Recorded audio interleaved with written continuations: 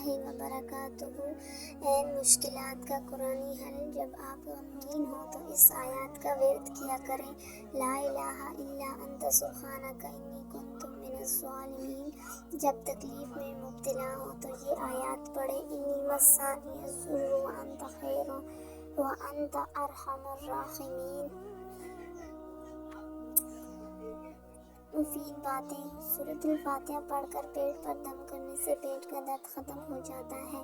اپنا سیدھا ہاتھ سیدھے گال کے نیچے رکھ کر سونے سے ہارٹ اٹیک سے محفوظ رہتے ہیں۔ رات کا کھانا نہ کھانا جلد بڑھاپا لاتا ہے۔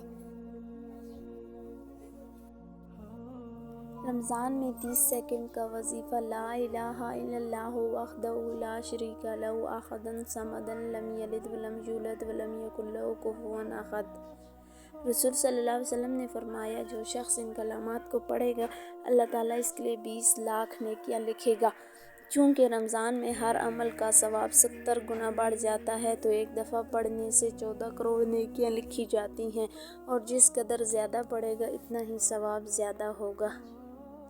خدا حافظ۔